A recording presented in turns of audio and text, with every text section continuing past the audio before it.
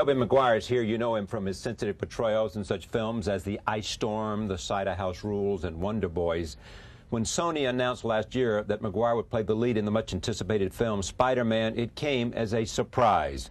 The choice has paid off. Spider-Man shattered all box office records last weekend with a $114 million opening. Analysts predict that it will break the $200 million mark this weekend, becoming the fastest film to ever do so.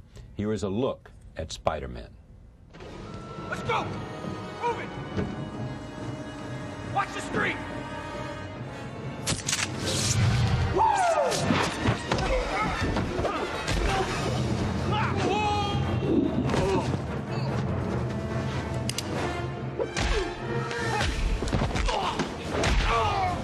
Cheese!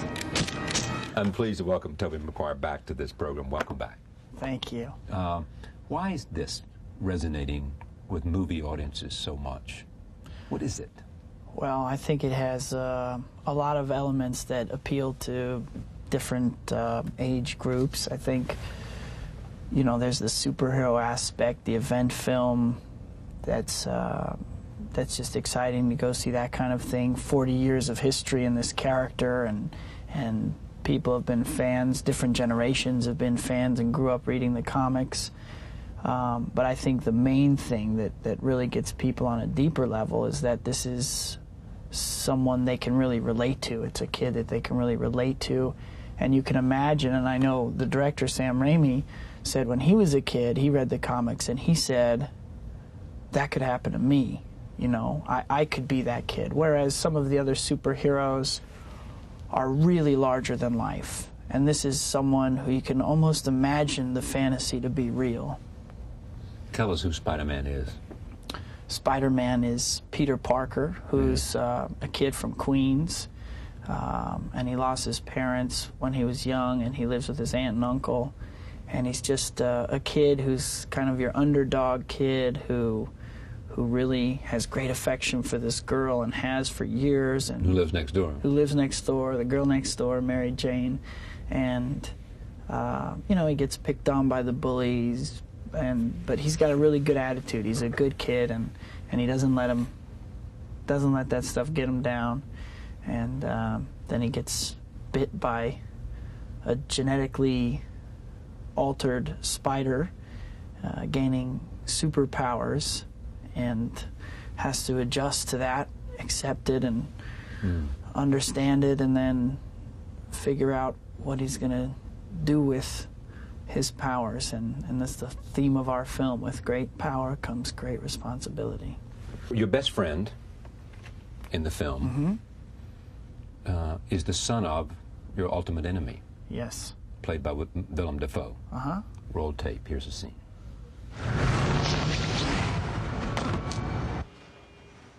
Oh, that's weird. I didn't know he was here. Peter?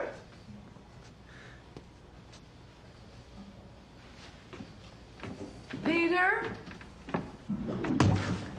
Is that you? Pete? How strange. There's nobody here.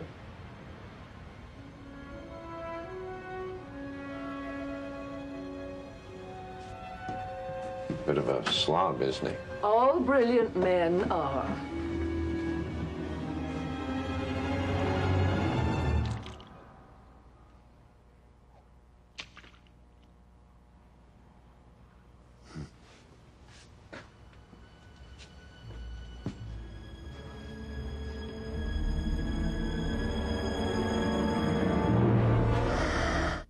Great.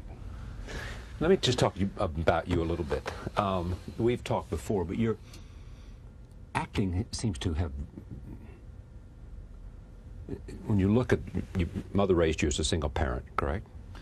I went back and forth between my mother and father, but they were both single parents, and they both raised me.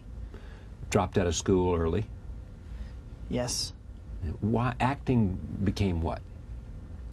I think initially, because I moved around to so many different schools, socially it became really difficult for me to to integrate into the school and the social thing with the kids, and I became really, well, in 6th grade, I remember I went to school in Palm Springs, and I got like morning sickness for the first month. Every day I would get nauseous, and I realized later it's because I was so nervous about, you know, meeting new kids. And then I left there abruptly and moved to a couple different schools the following school year. And I think I just wanted to give up on forming new relationships, and strengthening bonds, just to like let go of them completely. And so acting was a great thing for me to do and be kind of a loner and became a place where I met a lot of friends who have sustained for many years. And it was just something I could really put my energy into other than school, because it didn't have as much of a social aspect to it. We forget how important developing friends and how central friendship is to young people growing up. Yeah. You know?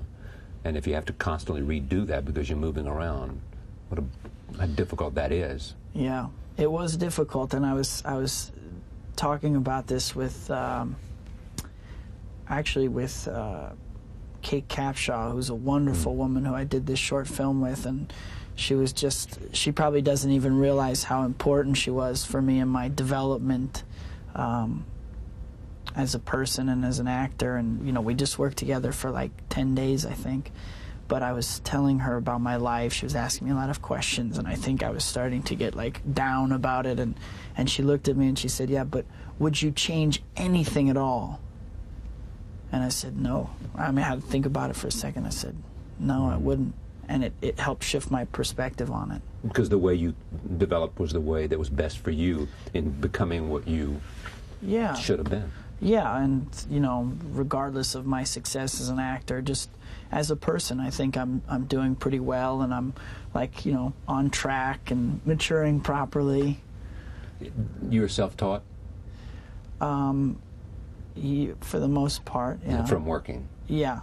I did do. I have studied. In terms of acting, you're saying? Yeah, in terms of acting, I've studied with a couple teachers. Got a lot out of that? Absolutely, yeah. Great teachers. Yeah. What do you think this does for you, Spider-Man? I mean, are you already hearing this sort of from people who advise you and consult with you that you have now jumped to another place in terms of what you can do?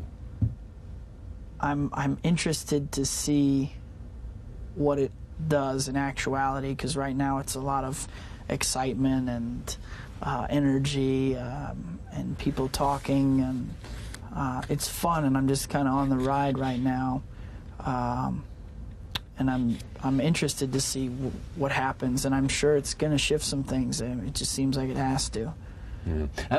What's especially attractive about your story from here is that, in a sense, you defined yourself. You refused to let people, at first glance, define who you were as an actor. They couldn't see you as an action hero. So you had to show them you could be that. Right. So that the definition came from you. Yeah. Saying, this is who I am, this is what I can do. Yeah. Well, you know? I think, and too, I don't have to live with your perceptions, I can change them. Yeah. It's, you know, I think...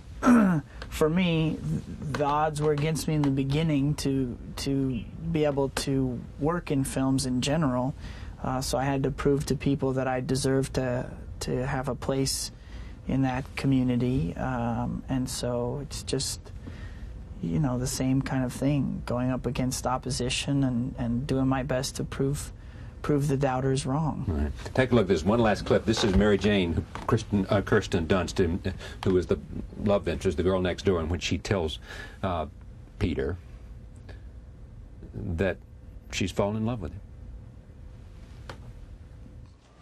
The fact is, I'm in love with somebody else. You are? At least I think I am.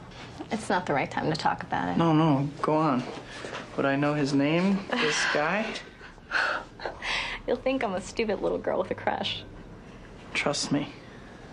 It's funny. He saved my life twice, and I've never even seen his face. Oh, him. You're laughing at me. Oh, I understand. He is extremely cool. But do you think it's true, all the terrible things they say about him? No, not Spider-Man, not a chance in the world. I know him a little bit. Tobey Maguire in Spider-Man. It's great to have you back. It's great to be here. Congratulations on this.